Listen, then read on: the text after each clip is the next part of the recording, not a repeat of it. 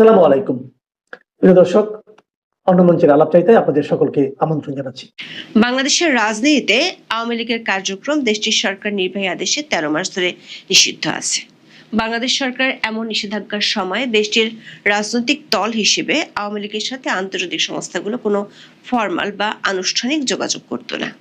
কিন্তু বাংলাদেশের সরকারিভাবে আওয়ামী লীগের কার্যক্রমের উপর নিষেধাজ্ঞা থাকা সত্ত্বেও সম্প্রতি আন্তর্জাতিক সংস্থা, বিশেষ করে যারা বাংলাদেশের দাতা গোষ্ঠী বলে স্বীকৃত, তারা দলটি ও নেতাদের সাথে আনুষ্ঠানিকভাবে যোগাযোগ করা শুরু করেছে।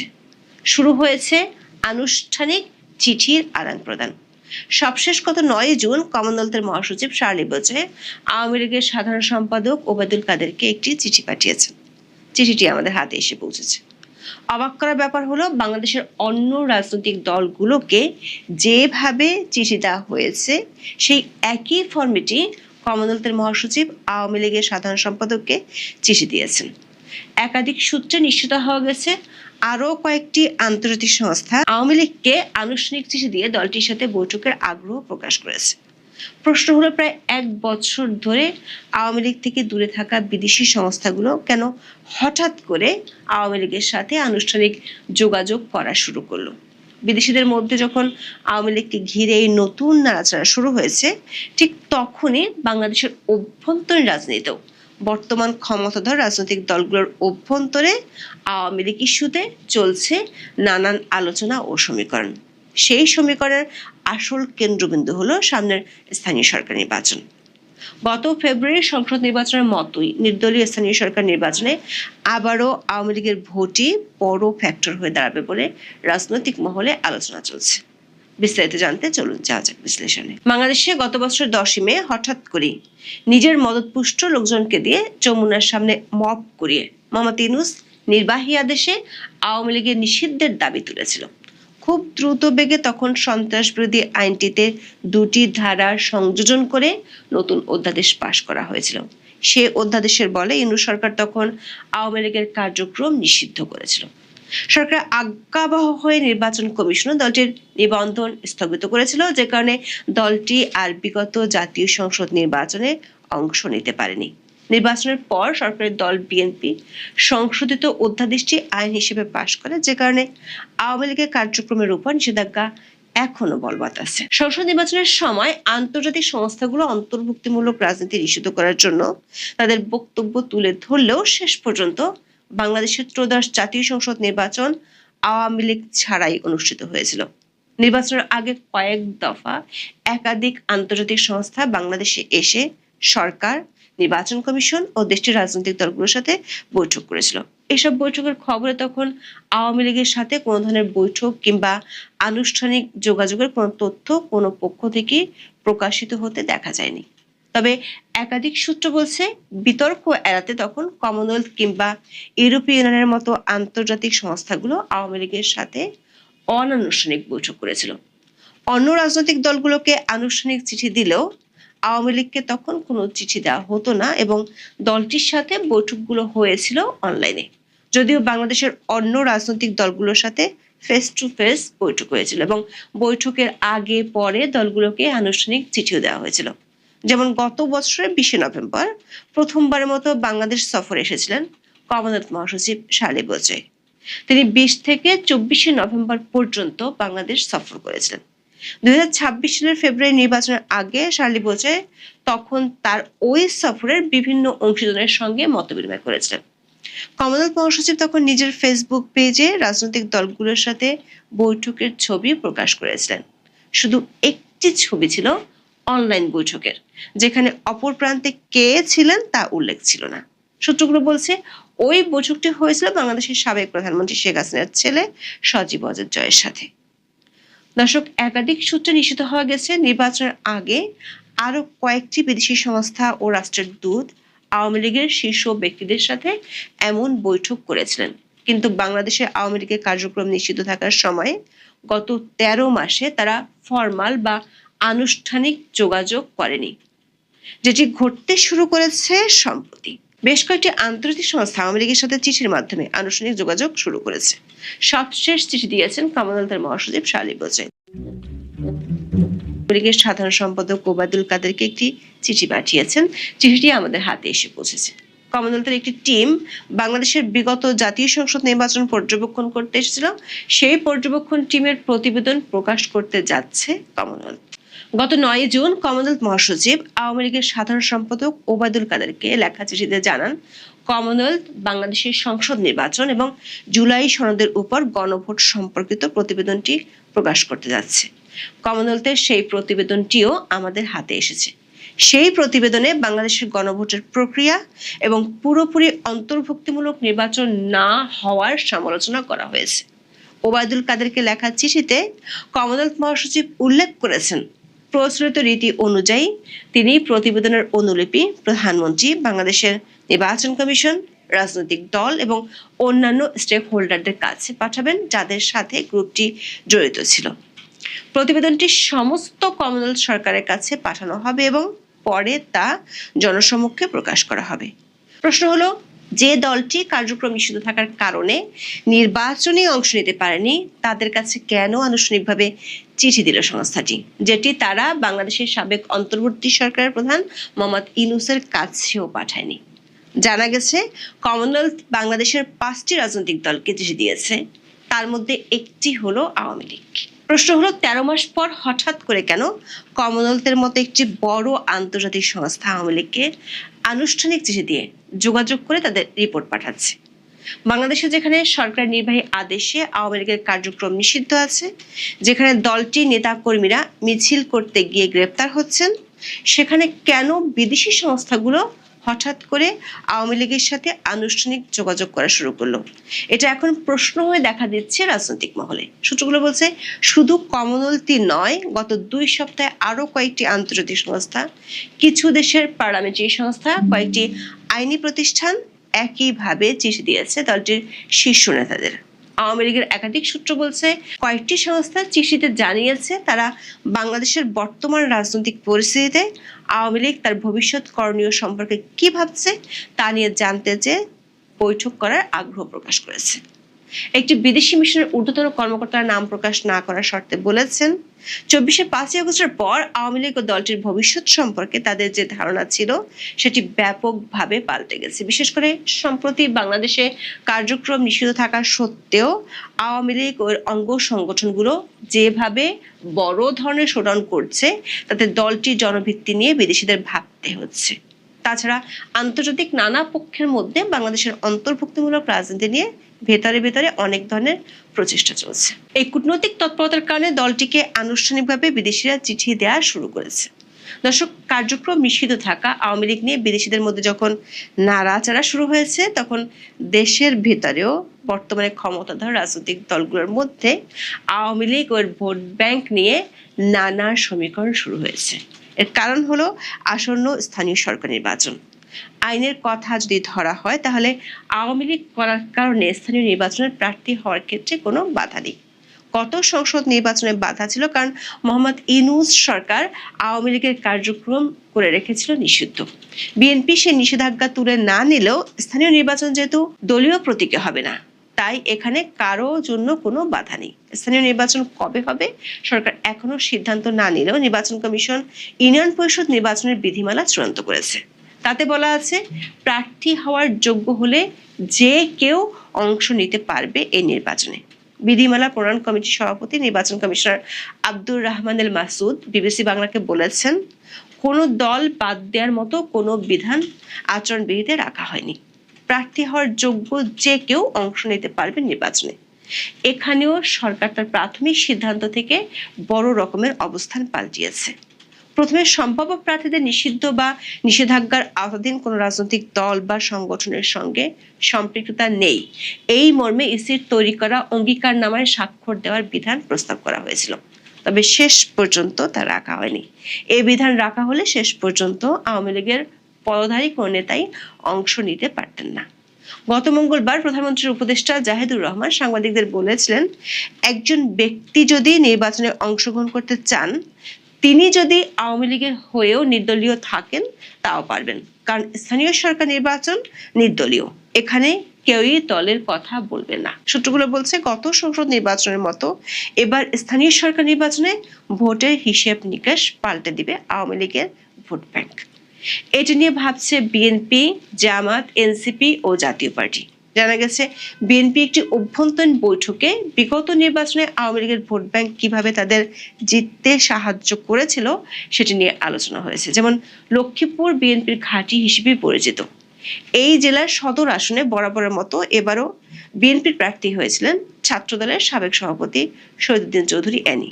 কিন্তু ভোটের ব্যবধানটি বিএনপিকে অবাক করেছিল। 1,33,000 বেশি ভোট পেয়েও মাত্র 16,000 ভোটের ব্যবধানে জয়ী হয়েছিলেন তিনি। তার নিকটতম প্রতিদ্বন্দ্বী আওয়ামী লীগের কেউ ছিল না, কারণ দলটি তো নির্বাচনে অংশ নিতে পারেনি। নিকটতম প্রতিদ্বন্দ্বী ছিলেন জামাত ইসলামের রেজাউল করিম। তিনি যে খুব পরিচিত তাও নন। এই এনির পরাজয়ের ঘণ্ট বেজে যেতে পারত যদি না আওয়ামী লীগের ভোটাররা তাকে ভোট না দিতেন। নির্বাচন বিশ্লেষক আব্দুল আলিম বিবিসি বাংলাকে বলেছেন, জাতীয় নির্বাচনে আওয়ামী লীগের ভোটাররা তাদের প্রার্থীদের ভোট দিতে পারেনি, যে কারণে তারা অন্য দলের দিকে ধাবিত হলেও এবার তারা নিজেদের প্রার্থীদের ভোট দেওয়ার সুযোগ পাবে। এতে বদলে যেতে পারে ভোটের সমীকরণ। বিশ্লেষকদের ধারণা, যদি আওয়ামী লীগের নেতা কর্মীরা নির্বাচনে অংশ নিতে পারে, সেক্ষেত্রে কার্যক্রম নিষিদ্ধ থাকা আওয়ামী লীগের জন্য রাজনীতিতে একটা কামব্যাকের বড় সুযোগ তৈরি হবে। সরকার একটি সূত্র বলছে, স্থানীয় সরকার প্রকল্পগুলোর ফান্ডিং এর বড় উৎস হলো বিদেশি দেশ ও দাতা গোষ্ঠী। এর মধ্যে বিদেশিদের তরফ থেকে স্থানীয় সরকার নির্বাচনে আওয়ামী লীগকে বাধা না দেওয়ার বার্তা সরকারকে দেওয়া হয়েছে। এমনিতেই ইউনূস সরকার বিএনপির জন্য ভঙ্গুর অর্থনীতি রেখে গেছে। এমন পরিস্থিতিতে দাতা গোষ্ঠীর কাছে কোনো ভুল বার্তা দিতে চায় না সরকার। এখন দেখার বিষয়, দেশীয় রাজনৈতিক দলগুলোর মতো বিদেশিরাও আওয়ামী লীগকে নিয়ে যেভাবে আনুষ্ঠানিকভাবে ভাবতে শুরু করেছে, তার ফলাফল কোথায় গিয়ে দাঁড়ায়। এখন এ পর্যন্ত সবাই। বাংলাদেশের রাজনীতিতে আওয়ামী লীগের কার্যক্রম দেশটির সরকার নির্বাহী আদেশে 13 মাস ধরে নিষিদ্ধ আছে। বাংলাদেশ সরকার এমন নিষেধাজ্ঞার সময় দেশটির রাজনৈতিক দল হিসেবে আওয়ামী লীগের সাথে আন্তর্জাতিক সংস্থাগুলো কোনো ফরমাল বা আনুষ্ঠানিক যোগাযোগ করতো না। কিন্তু বাংলাদেশের সরকারিভাবে আওয়ামী লীগের কার্যক্রমের উপর নিষেধাজ্ঞা থাকা সত্ত্বেও সম্প্রতি আন্তর্জাতিক সংস্থা, বিশেষ করে যারা বাংলাদেশের দাতা গোষ্ঠী বলে স্বীকৃত, তারা দলটি ও নেতাদের সাথে আনুষ্ঠানিকভাবে যোগাযোগ করা শুরু করেছে। শুরু হয়েছে আনুষ্ঠানিক চিঠির আদান প্রদান। সবশেষ গত 9 জুন কমনওয়েলথের মহাসচিব শার্লি বোচে আওয়ামী লীগের সাধারণ সম্পাদক ওবায়দুল কাদেরকে একটি চিঠি পাঠিয়েছেন।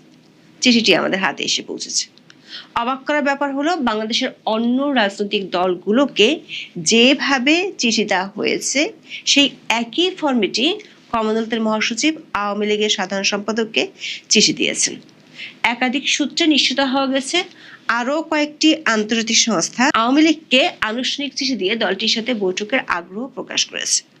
প্রশ্ন হলো, প্রায় 1 বছর ধরে আওয়ামী লীগ থেকে দূরে থাকা বিদেশি সংস্থাগুলো কেন হঠাৎ করে আওয়ামী লীগের সাথে আনুষ্ঠানিক যোগাযোগ করা শুরু করলো?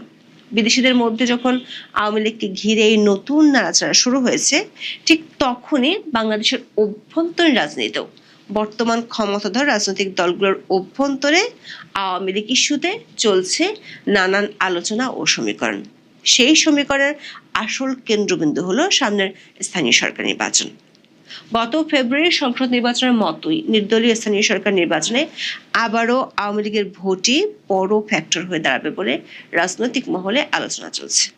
বিস্তারিত জানতে চলুন যাওয়া যাক বিশ্লেষণে। বাংলাদেশে গত বছর 10 মে হঠাৎ করে নিজের মদতপুষ্ট লোকজনকে দিয়ে যমুনার সামনে মব করিয়ে মোহাম্মদ ইউনূস নির্বাহী আদেশে আওয়ামী লীগের নিষিদ্ধের দাবি তুলেছিল। খুব দ্রুত বেগে তখন সন্ত্রাস বিরোধী আইনটিতে 2টি ধারা সংযোজন করে নতুন অধ্যাদেশ পাশ করা হয়েছিল। সে অধ্যাদেশের বলে ইউনূস সরকার তখন আওয়ামী লীগের কার্যক্রম নিষিদ্ধ করেছিল। সরকার আজ্ঞাবহ হয়ে নির্বাচন কমিশন দলটির নিবন্ধন স্থগিত করেছিল, যে কারণে দলটি আর বিগত জাতীয় সংসদ নির্বাচনে অংশ নিতে পারেনি। নির্বাচনের পর সরকারের দল বিএনপি সংশোধিত অধ্যাদেশটি আইন হিসেবে পাশ করে, যে কারণে আওয়ামী লীগের কার্যক্রমের উপর নিষেধাজ্ঞা এখনো বলবৎ আছে। সংসদ নির্বাচনের সময় আন্তর্জাতিক সংস্থাগুলো অন্তর্ভুক্তিমূলক রাজনীতি নিষিদ্ধ করার জন্য তাদের বক্তব্য তুলে ধরলেও শেষ পর্যন্ত বাংলাদেশের ত্রয়োদশ জাতীয় সংসদ নির্বাচন আওয়ামী লীগ ছাড়াই অনুষ্ঠিত হয়েছিল। নির্বাচনের আগে কয়েক দফা একাধিক আন্তর্জাতিক সংস্থা বাংলাদেশে এসে সরকার, নির্বাচন কমিশন ও দেশটির রাজনৈতিক দলগুলোর সাথে বৈঠক করেছিল। এসব বৈঠকের খবরে তখন আওয়ামী লীগের সাথে কোনো ধরনের বৈঠক কিংবা আনুষ্ঠানিক যোগাযোগের কোনো তথ্য কোনো পক্ষ থেকে প্রকাশিত হতে দেখা যায়নি। তবে একাধিক সূত্র বলছে, বিতর্ক এড়াতে তখন কমনওয়েলথ কিংবা ইউরোপীয় ইউনিয়নের মতো আন্তর্জাতিক সংস্থাগুলো আওয়ামী লীগের সাথে অনানুষ্ঠানিক বৈঠক করেছিল। অন্য রাজনৈতিক দলগুলোকে আনুষ্ঠানিক চিঠি দিলেও আওয়ামী লীগকে তখন কোনো চিঠি দেওয়া হতো না এবং দলটির সাথে বৈঠকগুলো হয়েছিল অনলাইনে। যদিও বাংলাদেশের অন্য রাজনৈতিক দলগুলোর সাথে ফেস টু ফেস বৈঠক হয়েছিল এবং বৈঠকের আগে পরে দলগুলোকে আনুষ্ঠানিক চিঠিও দেওয়া হয়েছিল। যেমন গত বছরের 20শে নভেম্বর প্রথমবারের মতো বাংলাদেশ সফরে এসেছিলেন কমনওয়েলথ মহাসচিব শার্লি বোলচয়। তিনি 20 থেকে 24শে নভেম্বর পর্যন্ত বাংলাদেশ সফর করেছিলেন। 2026 সালের ফেব্রুয়ারি নির্বাচনের আগে শার্লি বোলচয় তখন তার ওই সফরের বিভিন্ন অংশীদারের সঙ্গে মতবিনিময় করেছিলেন। কমনওয়েলথ মহাসচিব তখন নিজের ফেসবুক পেজে রাজনৈতিক দলগুলোর সাথে বৈঠকের ছবি প্রকাশ করেছিলেন। শুধু একটি ছবি ছিল অনলাইন বৈঠকের, যেখানে অপর প্রান্তে কে ছিলেন তা উল্লেখ ছিল না। সূত্রগুলো বলছে, ওই বৈঠকটি হয়েছিল বাংলাদেশের সাবেক প্রধানমন্ত্রী শেখ হাসিনার ছেলে সজীব ওয়াজেদ জয়ের সাথে। দর্শক, একাধিক সূত্রে নিশ্চিত হওয়া গেছে নির্বাচনের আগে আরো কয়েকটি বিদেশি সংস্থা ও রাষ্ট্রের দূত আওয়ামী লীগের শীর্ষ ব্যক্তিদের সাথে এমন বৈঠক করেছিলেন। কিন্তু বাংলাদেশে আওয়ামী লীগের কার্যক্রম নিষিদ্ধ থাকার সময় গত 13 মাসে তারা ফরমাল বা আনুষ্ঠানিক যোগাযোগ করেনি, যেটি ঘটতে শুরু করেছে সম্প্রতি। বেশ কয়েকটি আন্তর্জাতিক সংস্থা আওয়ামী লীগের সাথে চিঠির মাধ্যমে আনুষ্ঠানিক যোগাযোগ শুরু করেছে। সবশেষ চিঠি দিয়েছেন কমনওয়েলথের মহাসচিব শার্লি বোলচয়। লীগের সাধারণ সম্পাদক ওবায়দুল কাদেরকে একটি চিঠি পাঠিয়েছেন। চিঠিটি আমাদের হাতে এসে পৌঁছেছে। কমনওয়েলথের একটি টিম বাংলাদেশের বিগত জাতীয় সংসদ নির্বাচন পর্যবেক্ষণ করতে এসেছিল। সেই পর্যবেক্ষণ টিমের প্রতিবেদন প্রকাশ করতে যাচ্ছে কমনওয়েলথ। গত 9 জুন কমনওয়েলথ মহাসচিব আওয়ামী লীগের সাধারণ সম্পাদক ওবায়দুল কাদেরকে লেখা চিঠিতে জানান, কমনওয়েলথ বাংলাদেশের সংসদ নির্বাচন এবং জুলাই সনদের উপর গণভোট সম্পর্কিত প্রতিবেদনটি প্রকাশ করতে যাচ্ছে। কমনওয়েলথের সেই প্রতিবেদনটিও আমাদের হাতে এসেছে। সেই প্রতিবেদনে বাংলাদেশের গণভোটের প্রক্রিয়া এবং পুরোপুরি অন্তর্ভুক্তিমূলক নির্বাচন না হওয়ার সমালোচনা করা হয়েছে। ওবায়দুল কাদেরকে লেখা চিঠিতে কমনওয়েলথ মহাসচিব উল্লেখ করেছেন, প্রচলিত রীতি অনুযায়ী তিনি প্রতিবেদনের অনুলিপি প্রধানমন্ত্রী, বাংলাদেশের নির্বাচন কমিশন, রাজনৈতিক দল এবং অন্যান্য স্টেক হোল্ডারদের কাছে পাঠাবেন যাদের সাথে গ্রুপটি জড়িত ছিল। প্রতিবেদনটি সমস্ত কমনওয়েলথ সরকারের কাছে পাঠানো হবে এবং পরে তা জনসমক্ষে প্রকাশ করা হবে। প্রশ্ন হলো, যে দলটি কার্যক্রম নিষিদ্ধ থাকার কারণে নির্বাচনে অংশ নিতে পারেনি তাদের কাছে কেন আনুষ্ঠানিকভাবে চিঠি দিল সংস্থাটি, যেটি তারা বাংলাদেশের সাবেক অন্তর্বর্তী সরকারের প্রধান মোহাম্মদ ইউনূসের কাছেও পাঠায়নি? জানা গেছে কমনওয়েলথ বাংলাদেশের 5টি রাজনৈতিক দলকে চিঠি দিয়েছে, তার মধ্যে একটি হলো আওয়ামী লীগ। প্রশ্ন হলো, 13 মাস পর হঠাৎ করে কেন কমনওয়েলথের মতো একটি বড় আন্তর্জাতিক সংস্থা আওয়ামী লীগকে আনুষ্ঠানিক চিঠি দিয়ে যোগাযোগ করে তাদের রিপোর্ট পাঠাচ্ছে? বাংলাদেশে যেখানে সরকার নির্বাহী আদেশে আওয়ামী লীগের কার্যক্রম নিষিদ্ধ আছে, যেখানে দলটির নেতা কর্মীরা মিছিল করতে গিয়ে গ্রেপ্তার হচ্ছেন, সেখানে কেন বিদেশি সংস্থাগুলো হঠাৎ করে আওয়ামী লীগের সাথে আনুষ্ঠানিক যোগাযোগ করা শুরু করলো? এটা এখন প্রশ্ন হয়ে দেখা দিচ্ছে রাজনৈতিক মহলে। সূত্রগুলো বলছে, শুধু কমনওয়েলথই নয়, গত 2 সপ্তাহে আরো কয়েকটি আন্তর্জাতিক সংস্থা, কিছু দেশের পার্লামেন্টারি সংস্থা, কয়েকটি আইনি প্রতিষ্ঠান একইভাবে চিঠি দিয়েছে দলটির শীর্ষ নেতাদের। আওয়ামী লীগের একাধিক সূত্র বলছে, কয়েকটি সংস্থা চিঠিতে জানিয়েছে তারা বাংলাদেশের বর্তমান রাজনৈতিক পরিস্থিতিতে আওয়ামী লীগ তার ভবিষ্যৎ করণীয় সম্পর্কে কি ভাবছে তা নিয়ে জানতে চেয়ে বৈঠক করার আগ্রহ প্রকাশ করেছে। একটি বিদেশি মিশনের ঊর্ধ্বতন কর্মকর্তার নাম প্রকাশ না করার শর্তে বলেছেন, 24শে 5ই আগস্টের পর আওয়ামী লীগ ও দলটির ভবিষ্যৎ সম্পর্কে তাদের যে ধারণা ছিল সেটি ব্যাপকভাবে পাল্টে গেছে। বিশেষ করে সম্প্রতি বাংলাদেশে কার্যক্রম নিষিদ্ধ থাকা সত্ত্বেও আওয়ামী লীগ ও অঙ্গ সংগঠনগুলো যেভাবে বড় ধরনের শোডাউন করছে, তাতে দলটির জনভিত্তি নিয়ে বিদেশিদের ভাবতে হচ্ছে। তাছাড়া আন্তর্জাতিক নানা পক্ষের মধ্যে বাংলাদেশের অন্তর্ভুক্তিমূলক রাজনীতি নিয়ে ভেতরে ভেতরে অনেক ধরনের প্রচেষ্টা চলছে। এই কূটনৈতিক তৎপরতার কারণে দলটিকে আনুষ্ঠানিকভাবে বিদেশিরা চিঠি দেওয়া শুরু করেছে। দর্শক, কার্যক্রম নিষিদ্ধ থাকা আওয়ামী লীগ নিয়ে বিদেশিদের মধ্যে যখন নাড়াচাড়া শুরু হয়েছে, তখন দেশের ভেতরেও বর্তমানে ক্ষমতাধর রাজনৈতিক দলগুলোর মধ্যে আওয়ামী লীগ ও ভোট ব্যাংক নিয়ে নানা সমীকরণ শুরু হয়েছে। এর কারণ হলো আসন্ন স্থানীয় সরকার নির্বাচন। আইনের কথা যদি ধরা হয়, তাহলে আওয়ামী লীগ করার কারণে স্থানীয় নির্বাচনের প্রার্থী হওয়ার ক্ষেত্রে কোনো বাধা নেই। গত সংসদ নির্বাচনে বাধা ছিল, কারণ মোহাম্মদ ইউনূস সরকার আওয়ামী লীগের কার্যক্রম করে রেখেছিল নিষিদ্ধ। বিএনপি সে নিষেধাজ্ঞা তুলে না নিলেও স্থানীয় নির্বাচন যেহেতু দলীয় প্রতীকে হবে না, তাই এখানে কারো জন্য কোনো বাধা নেই। স্থানীয় নির্বাচন কবে হবে সরকার এখনো সিদ্ধান্ত না নিলেও নির্বাচন কমিশন ইউনিয়ন পরিষদ নির্বাচনের বিধিমালা চূড়ান্ত করেছে। তাতে বলা আছে, প্রার্থী হওয়ার যোগ্য হলে যে কেউ অংশ নিতে পারবে এই নির্বাচনে। বিধিমালা প্রণয়ন কমিটির সভাপতি নির্বাচন কমিশনার আব্দুর রহমান এল মাসুদ বিবিসি বাংলাকে বলেছেন, কোনো দল বাদ দেওয়ার মতো কোনো বিধান আচরণবিধিতে রাখা হয়নি। প্রার্থী হওয়ার যোগ্য যে কেউ অংশ নিতে পারবে নির্বাচনে। এখানেও সরকার তার প্রাথমিক সিদ্ধান্ত থেকে বড় রকমের অবস্থান পাল্টিয়েছে। প্রথমে সম্ভাব্য প্রার্থীদের নিষিদ্ধ বা নিষেধাজ্ঞার আওতাধীন কোনো রাজনৈতিক দল বা সংগঠনের সঙ্গে সম্পৃক্ততা নেই, এই মর্মে ইসির তৈরি করা অঙ্গীকারনামায় স্বাক্ষর দেওয়ার বিধান প্রস্তাব করা হয়েছিল। তবে শেষ পর্যন্ত তা রাখা হয়নি। এই বিধান রাখা হলে শেষ পর্যন্ত আওয়ামী লীগের পদধারী কোনো নেতাই অংশ নিতে পারতেন না। গত মঙ্গলবার প্রধানমন্ত্রীর উপদেষ্টা জাহিদুর রহমান সাংবাদিকদের বলেছিলেন, একজন ব্যক্তি যদি নির্বাচনে অংশগ্রহণ করতে চান, তিনি যদি আওয়ামী লীগের হয়েও নির্দলীয় থাকেন তাও পারবেন, কারণ স্থানীয় সরকার নির্বাচন নির্দলীয়, এখানে কেউই দলের কথা বলবে না। সূত্রগুলো বলছে, গত সংসদ নির্বাচনের মতো এবার স্থানীয় সরকার নির্বাচনে ভোটের হিসেব নিকেশ পাল্টে দিবে আওয়ামী লীগের ভোট ব্যাংক।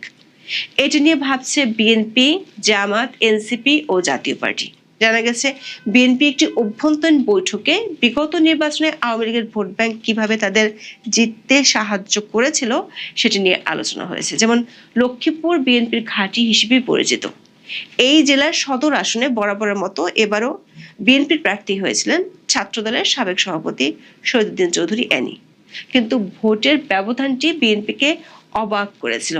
1,33,000 বেশি ভোট পেয়েও মাত্র 16,000 ভোটের ব্যবধানে জয়ী হয়েছিলেন তিনি। তার নিকটতম প্রতিদ্বন্দ্বী আওয়ামী লীগের কেউ ছিল না, কারণ দলটি তো নির্বাচনে অংশ নিতে পারেনি।